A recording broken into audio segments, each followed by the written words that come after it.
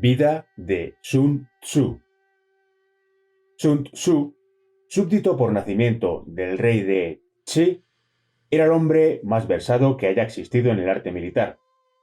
La obra que compuso y las grandes acciones que realizó son una prueba de su profunda capacidad y de su experiencia consumada en este género.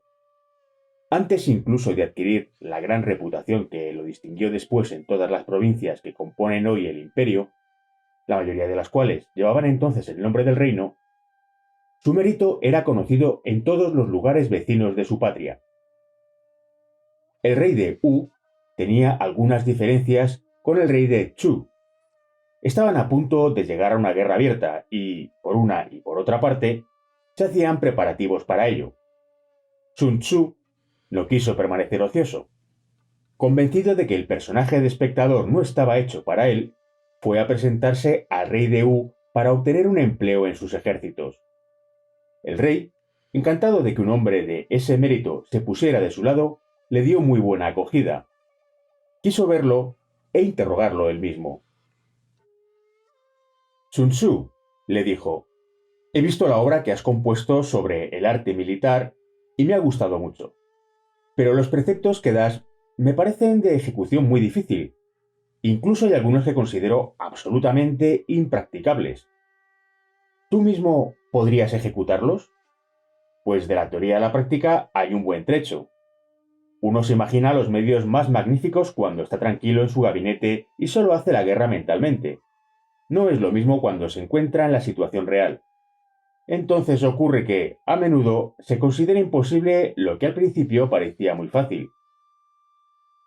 Príncipe, respondió Sun Tzu, en mis escritos no he dicho nada que no haya puesto en práctica en los ejércitos, pero lo que todavía no he dicho, y que sin embargo me atrevo hoy a asegurar a vuestra majestad, es que estoy en condiciones de hacerlo practicar por cualquiera, y de formarlo en los ejércitos militares cuando tenga autoridad para hacerlo. Te entiendo, replicó el rey. ¿Quieres decir que te sería fácil instruir con tus máximas a hombres inteligentes y que ya estuvieran dotados de prudencia y valor? Que formarías sin dificultad en los ejercicios militares a hombres acostumbrados al trabajo, dóciles y llenos de buena voluntad. Pero la mayoría no son de esta especie. No importa, respondió Sun Tzu. He dicho que formaría cualquiera, y no exceptúo a nadie de mi proposición. Los más rebeldes, los más cobardes y los más débiles incluidos. Al oírte, repuso el rey, te diría que inspiras incluso a mujeres los sentimientos que forman a los guerreros, que las adiestrarías en los ejercicios de las armas. Sí, príncipe, replicó Sun Tzu con tono firme, y ruego a vuestra majestad que no lo ponga en duda. El rey, a quien las diversiones habituales de la corte ya no distraían mucho en las circunstancias en que se encontraba entonces, aprovechó esta ocasión para procurarse otras de un nuevo género. Que me traigan, dijo, a 180 de mis mujeres. Le obedecieron, y las princesas aparecieron. Entre ellas había dos en particular a las que el rey amaba tiernamente. A estas las pusieron al frente de las demás. Veremos, dijo el rey sonriendo. Veremos, Sun Tzu, si cumplirás tu palabra. Te nombro general de estas nuevas tropas. En toda la extensión de mi país no tienes más que escoger el lugar que te parezca más cómodo para ejercitarlas en las armas. Cuando estén suficientemente instruidas, me avisarás, y yo mismo iré a hacer justicia a su habilidad y a tu talento. El general, que sintió todo el ridículo del personaje que le quería hacer representar, no se desconcertó, sino que, por el contrario, pareció muy satisfecho del honor que le concedía el rey, no solo por dejarle ver a sus mujeres, sino también por ponerlas bajo su dirección. Os daré buena cuenta de ello, señor, le dijo en tono resuelto, y espero que dentro de poco vuestra majestad tendrá motivos para estar contento de mis servicios. Se convencerá, al menos, de que Sun Tzu no es hombre que se comprometa temerariamente. El rey se retiró a un apartamento interior y el guerrero no pensó más que en ejecutar su encargo. Pidió armas y todo el equipo militar para sus soldados de nueva creación, y, mientras esperaba que todo estuviera a punto, condujo a su tropa a uno de los patios del palacio, que le pareció el más adecuado para su propósito, No tardaron mucho en llevarle lo que había pedido. Entonces Sun Tzu dirigió la palabra a las favoritas. Ahora estáis, les dijo, bajo mi dirección y bajo mis órdenes. Debéis escucharme atentamente y obedecerme en todo lo que os ordene. Esta es la primera y la más esencial de las leyes militares. Guardaos de infringirla. Quiero que, a partir de mañana, hagáis los ejercicios delante del rey, y cuento con que lo realizaréis exactamente. Después de pronunciar estas palabras, les ciñó el tahalí, les puso una pica en la mano, las dividió en dos grupos y puso al frente de cada uno a las dos princesas favoritas. Una vez efectuada esta distribución, comenzó su instrucción en estos términos. ¿Distinguís bien entre vuestro pecho y vuestra espalda? ¿Y entre la mano derecha y la izquierda? Responded.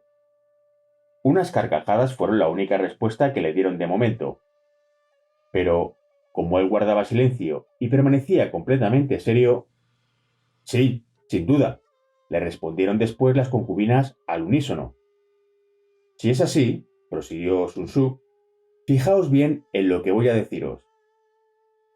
Cuando el tambor dé un solo golpe, os quedaréis como estáis ahora, sin prestar atención más que a lo que está delante de vuestro pecho.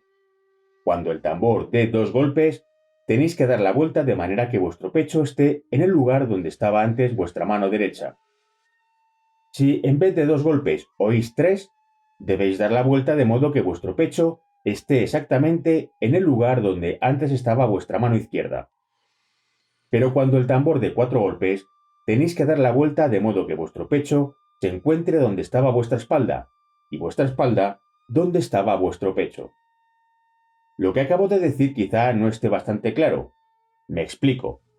Un solo golpe de tambor debe significar para vosotras que no debéis cambiar la posición y que debéis estar atentas. Dos golpes que debéis girar hacia la derecha. Tres golpes que debéis girar hacia la izquierda. Y cuatro golpes que debéis dar media vuelta. Me explicaré más claramente. El orden que seguiré es el siguiente. Primero haré tocar un golpe. A esta señal os mantendréis preparadas para lo que os ordene. Unos momentos después haré dar dos golpes. Entonces, todas al tiempo, giraréis a la derecha con gravedad. Después haré tocar no tres golpes, sino cuatro, y acabaréis de dar la media vuelta. A continuación, os haré volver a vuestra primera posición, y, como antes, haré tocar un solo golpe. Concentraos cuando oigáis esta primera señal. Después haré tocar no dos golpes, sino tres, y giraréis a la izquierda. Cuando suenen cuatro golpes, acabaréis la media vuelta. ¿Habéis comprendido bien lo que he querido decir? Si os queda alguna duda, no tenéis más que decírmelo, y trataré de satisfaceros. Lo hemos entendido, respondieron las damas. Si es así, prosiguió Sun Tzu, voy a empezar. No olvidéis que el sonido del tambor representa para vosotras la voz del general, ya que es a través de él como os da las órdenes.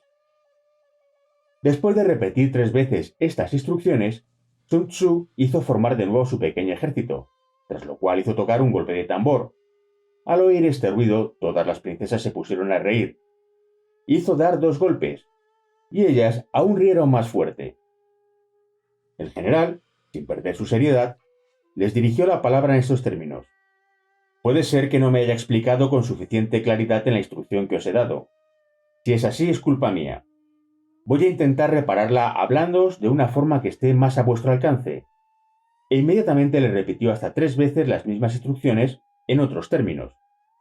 Después veremos, añadió, si me obedeceréis mejor. Hizo dar un golpe de tambor. Hizo dar 2. Viendo el aire grave del general y la indumentaria extravagante que llevaba, las damas olvidaron que había que obedecer. Después de hacer algunos esfuerzos violentos para contener la risa que las sofocaba, finalmente la dejaron escapar con carcajadas inmoderadas. Sun Tzu no se desconcentró en absoluto, sino que, en el mismo tono en que les había hablado antes, les dijo: «Si yo no me hubiera explicado bien, o vosotras no me hubierais asegurado, con voz unánime, que comprendíais lo que os quería decir, no seríais culpables.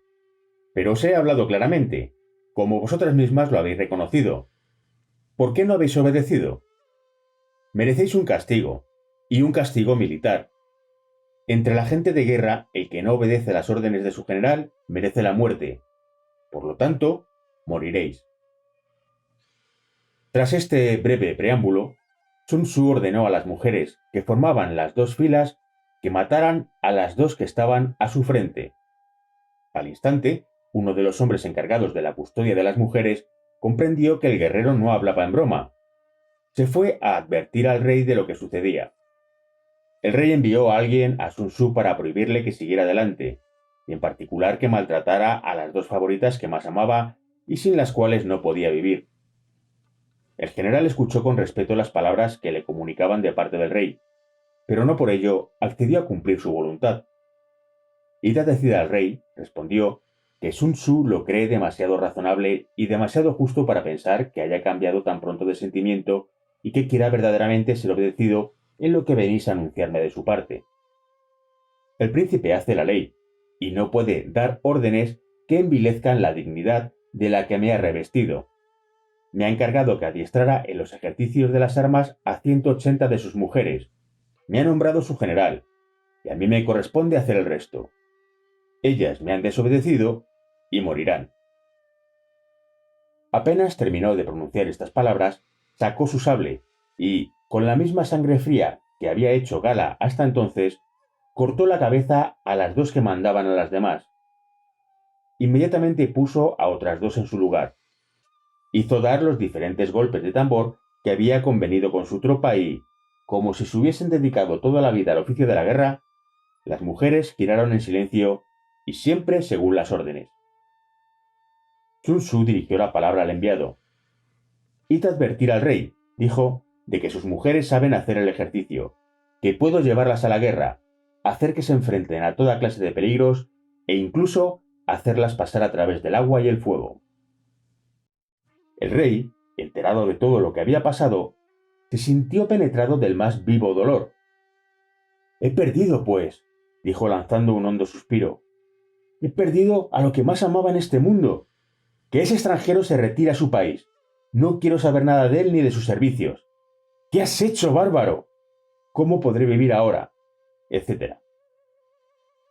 Entonces Sun Tzu dijo, al rey solo le gustan las palabras vacías. No es capaz de unir el gesto a la palabra. Por inconsolable que pareciera el rey, el tiempo y las circunstancias pronto le hicieron olvidar su pérdida. Los enemigos estaban a punto de atacarlo. Volvió a hacer llamar a Sun Tzu. Lo hizo general de sus ejércitos y, gracias a él, destruyó el reino de Chu.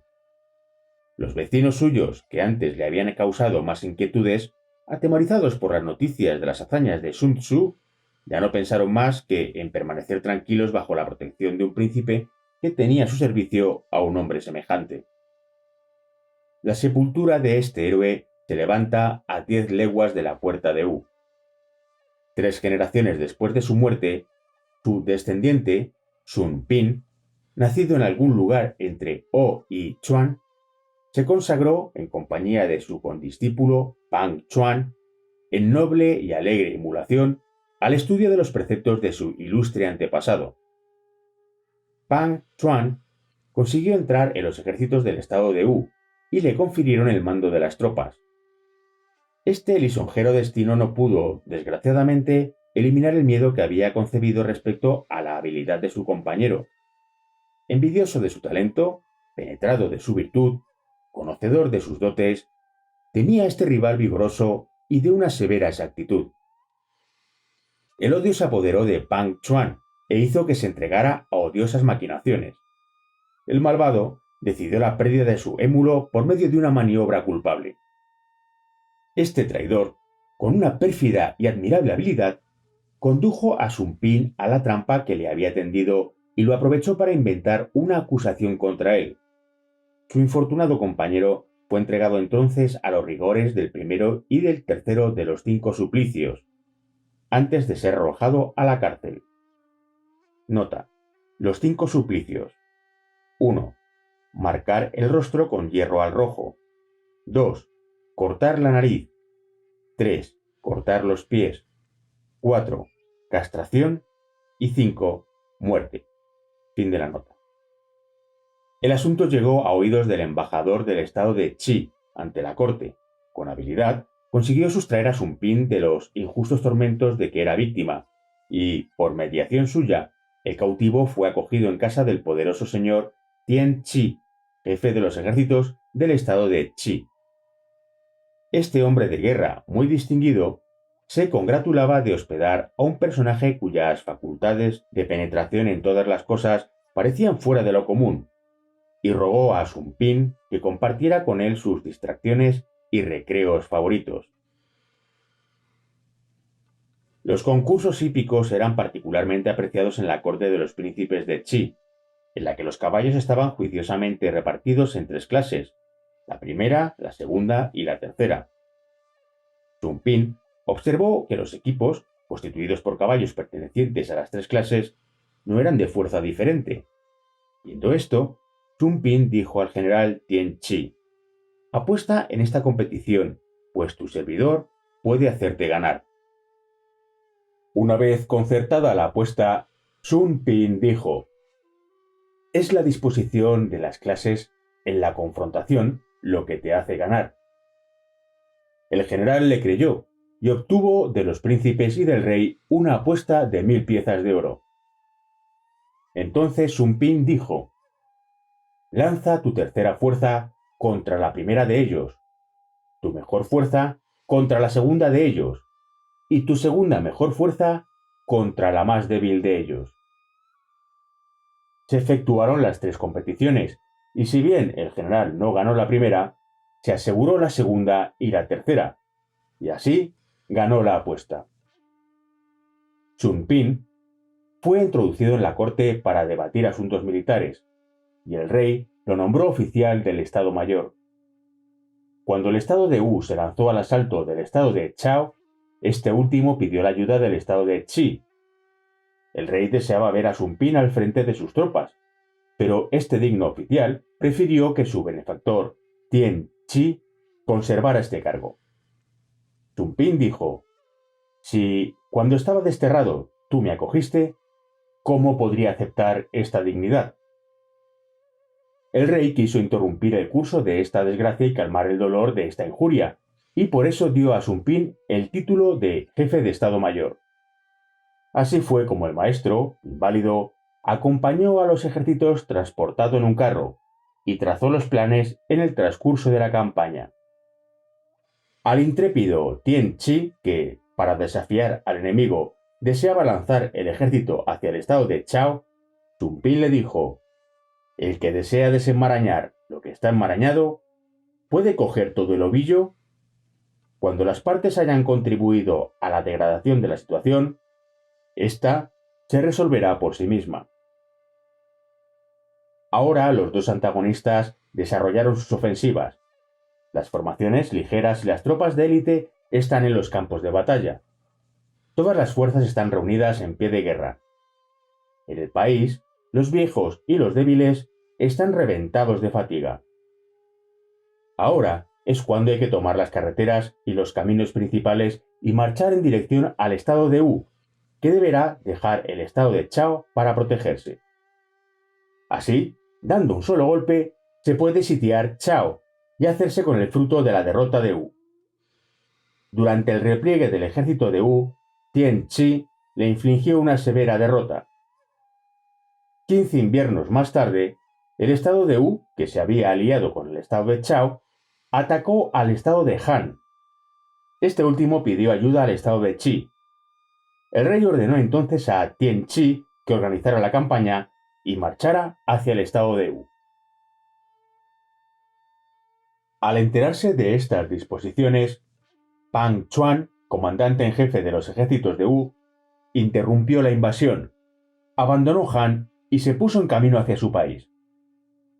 Cuando el ejército de Qi ya había cruzado la frontera del estado de Han, Sun Pin dijo: «Las tropas de nuestros adversarios tienen a los nuestros por cobardes.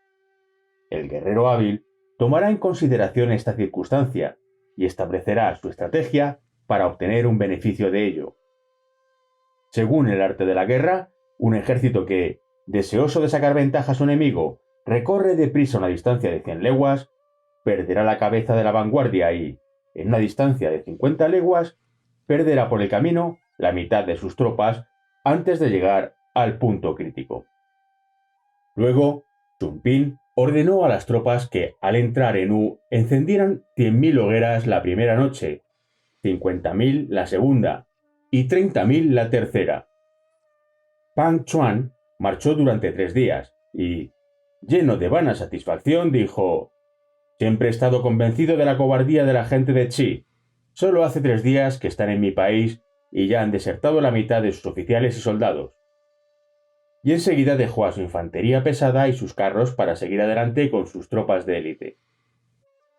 Sun Bin había calculado que Pang Chuan, conduciendo a sus tropas a marchas forzadas, llegaría al paso de Maling al atardecer. Dispuso a sus tropas para realizar una emboscada. Sun Bin quitó la corteza de un gran árbol y sobre el tronco escribió: «Pang Chuan muere bajo este árbol».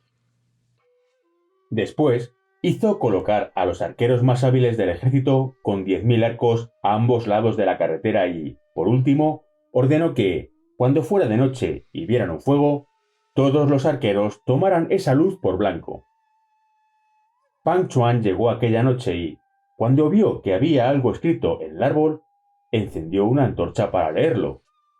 Antes de terminar, los 10.000 arqueros de Qi lanzaron sus flechas al mismo tiempo, y el ejército de Wu fue derrotado. Viendo su muerte próxima y la derrota de sus tropas, Pang Chuan se cortó el cuello y dijo mientras expiraba: «Así he contribuido a la celebridad de ese miserable». Sun Bin aprovechó esa victoria, destruyó completamente el ejército de Wu y tomó la precaución de apoderarse del posible heredero de Chen, tras lo cual regresó a Qi. A causa de ello, la fama de Sun Bin se extendió por todo el mundo, y las generaciones han transmitido su estrategia. Según Se Mat Sien, hacia el 100 a.C.